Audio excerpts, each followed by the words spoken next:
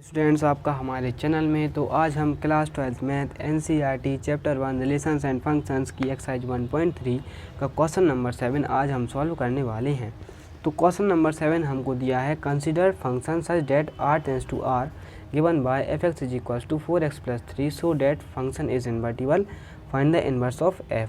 तो हमको ये फंक्शन दिया हुआ है और हमको बताना है कि फंक्शन है इन्वर्टिबल और हमको इस फंक्शन का इन्वर्स फाइंड करना है।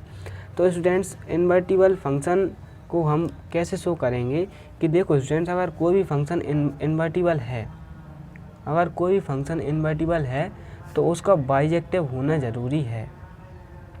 कहने का मतलब वो वाला फंक्शन 1 और ऑन टू होना चाहिए।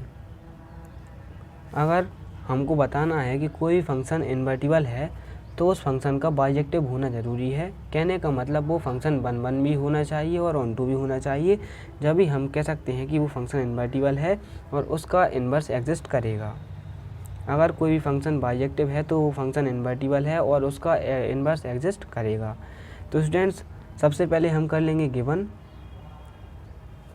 Given f such that r tends to r and f(x = 4x + 3। तो स्टूडेंट्स इस वाले में से हम लेंगे x की वैल्यू और इस वाले में से हम लेंगे y की वैल्यू।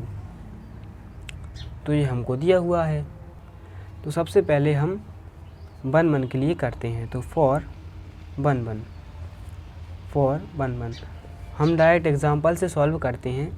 तो हमने लिया लेट x1 = 1 एंड x2 हमने लिया -1 और सच डेट 1, -1 बिलोंग्स टू r।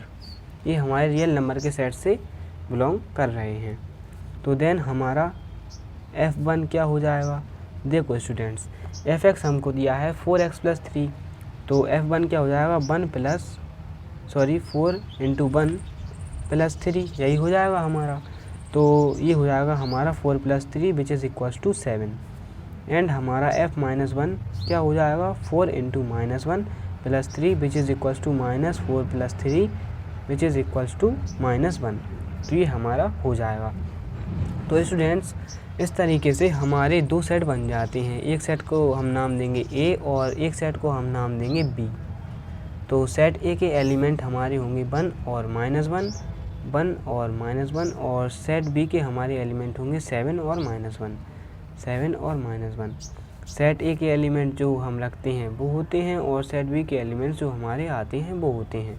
तो जब हम 1 रख रहे हैं तो हमारा 7 आ रहा है, तो 1 का रिलेशन 7 से बन जाएगा। जब हम -1 रख रहे हैं तो -1 आ रहा है, तो -1 का रिलेशन -1 से बन जाएगा। तो स्टूडेंट्स अगर हम देख रहे हैं कि जो सेट A के सारे एलिमेंट हैं उनकी अपनी अपनी डिफरेंट इमेज है सेट B के एलिमेंट में, इसीलिए हमारा फंक्शन है ना 1 होगा। तो इसका हम वो रीजन लिख देंगे कि since every element of set A has different image in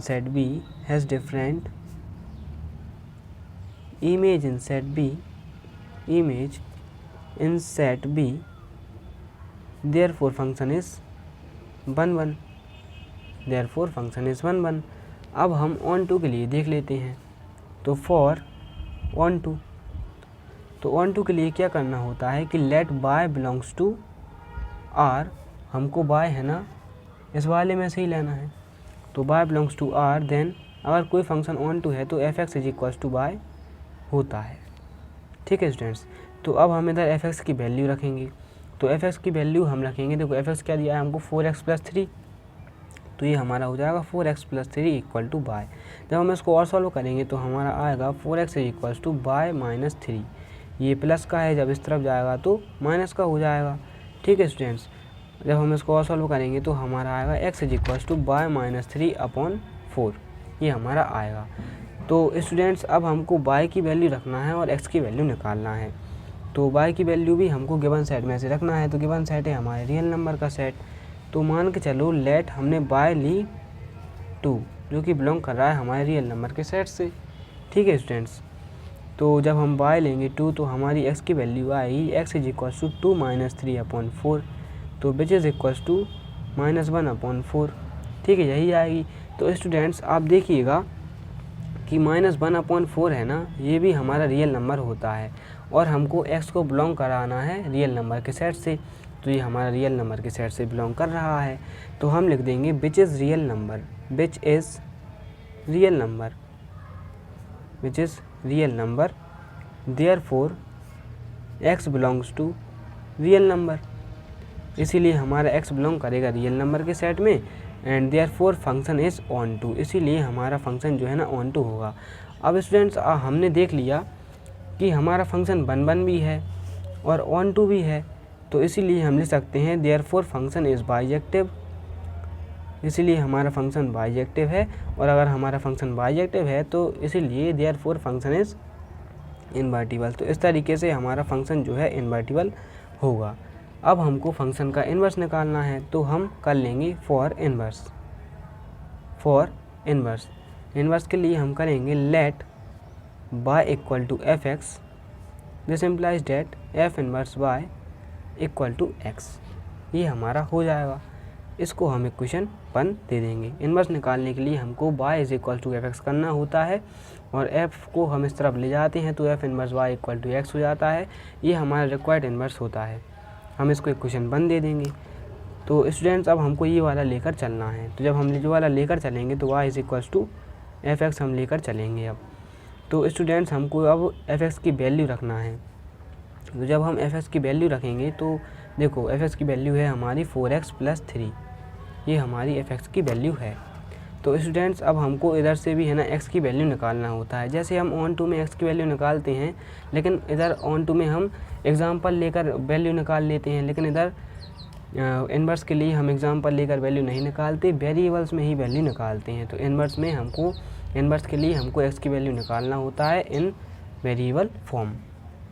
तो निकाल लेते हैं। तो जब हम इसको और सॉल्व करेंगे तो हमारा आएगा y - 3 इक्वल टू 4x, और जब हम इसको और सॉल्व करेंगे तो हमारा आएगा x is equal to y - 3/4। ठीक है, तो ये हमारी इधर x की वैल्यू आ गई है और हम इधर इक्वेशन 1 में इसको रख देंगे। तो from equation 1 F inverse y equal to, देखो x दिया है तो x की वैल्यू हम ये रख देंगे, तो y - 3/4। तो ये हमारा रिक्वायर्ड इन्वर्स है, ये हमारा रिक्वायर्ड इन्वर्स है। तो आज की वीडियो में बस इतना ही। मिलते हैं अगली वीडियो में। चैनल को सब्सक्राइब करें, वीडियो को लाइक करें, दोस्तों के साथ शेयर करें और अगर कोई भी क्वेश्चन हो तो कमेंट सेक्शन में ज़रूर लिखें। Thank you.